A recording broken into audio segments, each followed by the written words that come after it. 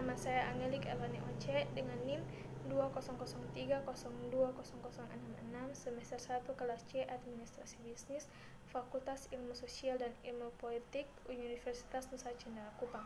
Kali ini saya akan membahas materi dari tugas review buku ke-15 dengan judul buku Proseksual Sosiologi, pengarang Andrew Abbott, penerbit The University of Chicago, tahun terbit 2016 dan jumlah halaman 307. Berikut adalah pembahasannya. Bab 1 membahas tentang historitas individu. Seperti yang diketahui, penulis tidak mencari arti peristiwa dengan melihat seluruh kasus, seperti yang dilakukan dalam ilmu sosial berbasis variabel. Sebaliknya, penulis melihat sepanjang kasus, menemukan arti dari peristiwa ini atau itu melalui hubungannya dengan terungkapnya pengalaman individu. Ini sama apakah kita mengalami pendekatan naratif dan mempelajari cerita kehidupan individu dengan metode tekstual atau mengambil pendekatan analitik dan mempelajari berurutan dari beberapa nilai variabel selama kursus hidup individu yang menggunakan metode deret waktu, analisis urutan atau pendekatan formal lainnya. Apapun itu, penulis tertarik pada pengungkapan berurutan dari hasil kehidupan seseorang. Fokus yang relatif kuat pada hasil ini secara serius membatasi pendekatan jalan hidup. Proses sosial tidak membuahkan hasil. Ini terus berjalan. Individu yang tidak memiliki hasil, kecuali hasil invarian yang harus kita semua harapkan dalam jangka panjang. Jadi, fokus analitik implisit dan dari studi kursus kehidupan pada hasil individu menciptakan masalah penting yang dapat kita lihat dengan melihat konsep karir, konsep kursus kehidupan sentral dari bidang substansif penulis sendiri. Studi tentang pekerjaan dan pekerjaan.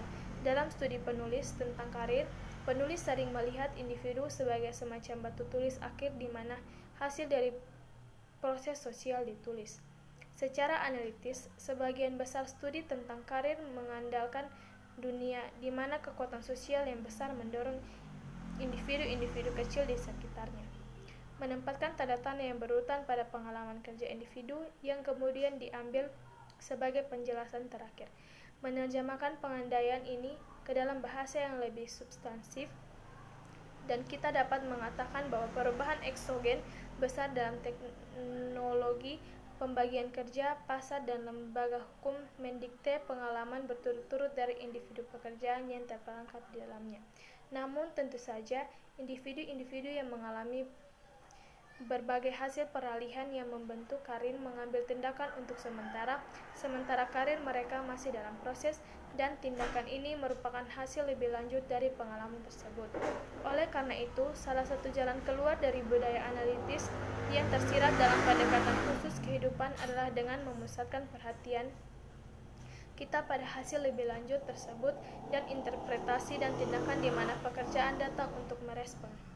Dengan menjelaskan secara lebih rinci apa yang dapat penulis maksud dengan kesejahteraan, dalam contoh pertama, maksud penulis kontinuitas dari waktu ke waktu, dan penulis berpendapat bahwa individu memiliki komunitas dari waktu ke waktu ke tingkat yang tidak dimiliki oleh struktur sosial. Sekarang, keyakinan bahwa perubahan sosial terjadi lebih cepat dan lebih cepat juga memerlukan keyakinan bahwa ketidakseimbangan antara komitmen struktural individu dan sosial dulu kurang dari sekarang. Artinya, sementara beberapa orang mungkin ingin menganggapnya sebagai aksioma bahwa individu memiliki lebih banyak kontinuitas dari waktu ke waktu daripada struktur sosial. Kata bertahan lebih lama ini bisa melibatkan berbagai jenis hal. Pada pandangan pertama, tampaknya setidaknya ada 3 dimensi utama dari kesejahteraan semacam itu. Yang pertama adalah biologis. Individu memiliki tubuh yang dalam arti tertentu secara fisik terus-menerus dari waktu ke waktu.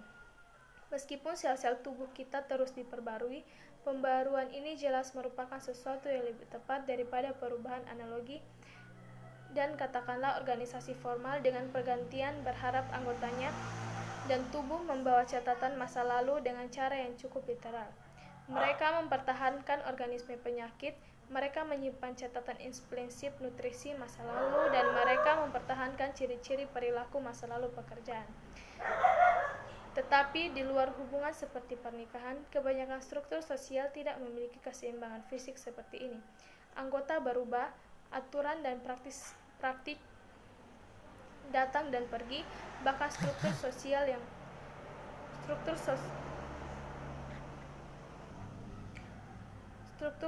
kekerabatan, asosiasi lobi untuk berbagai penyakit, dan sebagaimana tidak memiliki kontinuitas biologis yang relatif ekstensif, tetapi tetap terfokus yang menjadi ciri individu. Yang pasti, ratusan ribu kenangan seperti itu ada di tempat lain di benak penulis. Namun demikian, diri memorial individu kurang hening dibandingkan dengan memorial dari struktur sosial. Seperti yang baru saja penulis katakan, bagian yang cukup besar dari seluruh tubuh ingatan yang berkaitan dengan Andrew Abbott ada di kepala penulis. Sebaliknya, ingatan akan struktur sosial seperti SSHA tersebar cukup merata di otak ribuan anggota dan mantan anggota. Bab 2 berbicara tentang sifat manusia dalam berpikir prosesual. Bab ini mencatat sejumlah kekuatan yang mendukung pemeliharaan kontinuitas di sepanjang garis keturunan individu. Objek fisik atau biologis, memori dan penyimpanan catatan yang disengaja. Dan tampaknya cukup jelas bahwa kekuatan-kekuatan ini penting untuk memahami keseimbangan aktual dari waktu ke waktu. Hal kelompok sosial seperti pekerjaan atau kelas sosial atau kelompok etnis. Tetapi sehubungan dengan individu, kita mungkin berpikir ada sedikit kebutuhan untuk menjelaskan kontinuitas. Tubuh menyediakan itu. Selain itu,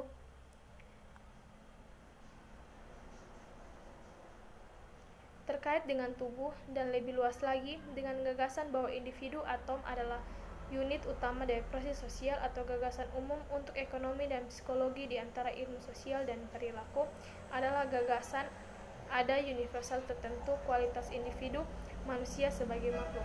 Konsep sifat manusia ini memang merupakan konstituen penting dari berbagai alternatif pendekatan terhadap pendekatan prosesual yang kesemuanya menjadikan keseimbangan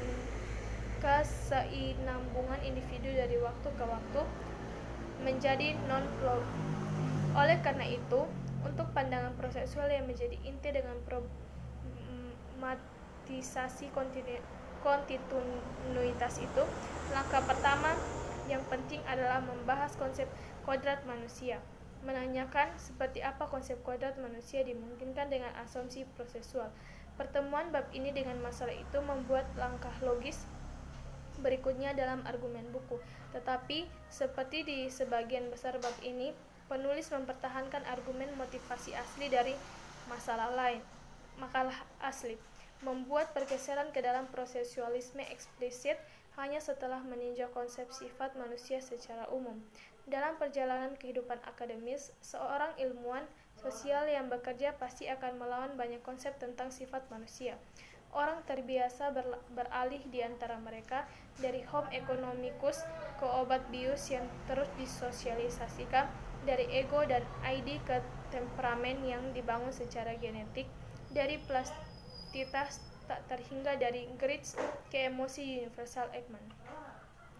Namun dalam pekerjaan penulis sendiri, penulis belum menggunakan konsep alamiah manusia setidaknya dengan nama itu selama 35 tahun. Ketika penulis pertama kali memulai studi sosiologi, penulis percaya pada sifat manusia. Penulis berharap bahwa penulis akan menemukan banyak teori tentangnya dan akhirnya memutuskan mana yang benar. Tetapi kadang-kadang di sekolah pasca sarjana, penulis tampaknya telah menyerap pada gagasan tentang sifat manusia sama sekali. Ini bukan untuk mengatakan bahwa penulis belum membuat asumsi umum tentang manusia. Penulis memang telah melakukannya, tetapi penulis tidak yakin tentang konsistensi bersama dari asumsi tersebut, dan penulis telah melakukan yang terbaik untuk membuatnya seminimal mungkin dalam hal apapun. karena sosiologi sebagai disiplin didasarkan pada asumsi bahwa manusia jauh lebih dapat dimodifikasi daripada yang mereka lihat di mata ahli psikologi dan ekonomi. Adapun pembahasan bahwa mengingatkan kita para ilmuwan sosial bahwa kita memiliki seluruh disiplin ilmu yang kolega yang kecenderungan pertama dalam memikirkan proyek manusia adalah menciptakan konsep sifat manusia atau mencari satu dalam data empiris. Rekan-rekan ini benar-benar percaya bahwa cara terbaik untuk mengetahui kehidupan manusia adalah dengan menemukan sifat universal manusia dan perkembangannya, sebuah proyek yang menurut penulis sudah hancur sejak awal. Jelas, sifat manusia ini tidak dapat ditetapkan nol karena kategori manusia ada. Namun, fakta tersebut tidak menjamin bahwa isi simpunan tersebut benar-benar penting dalam menjelaskan kehidupan sosial yang memang dimaksud dengan menggunakan konsep human nature. Pada bab 3 berbicara tentang ekologi terkait. Di antara tema mereka yang lain, 2 bab sebelumnya telah mulai menjelaskan pentingnya dualitas temporalitas dalam pendekatan prosesual. Di satu sisi, semuanya berubah dan karenanya semua diakronis. Bahkan entitas dari proses sosial itu sendiri.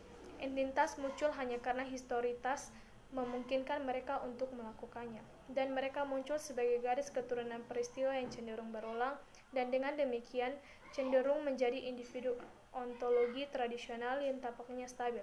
Secara khusus, sejarah korporeal, peringatan dan substansi memberikan dasar untuk tautan yang digunakan oleh aktivitas yang sedang berlangsung untuk menciptakan garis keturunan yang akan kita identifikasi sebagai seseorang atau kelompok. Namun demikian, ekologi juga sering dipahami sebagai salah satu dari beberapa cara untuk mendamaikan kisah kehidupan sosial yang tampaknya berbeda yang ditimbulkan oleh dua ontologi tradisional, individualisme dan kemunculan sosial. Jadi kita juga bisa memotivasi bab ini dengan cara itu. Perdebatan yang sudah berlangsung lama antara individualis melawan dan emergentis dari sistem sosial. Bagi para individu, sistem sosial adalah hasil tambahan dari fenomena individu dikumpulkan melalui struktur sederhana seperti pasar.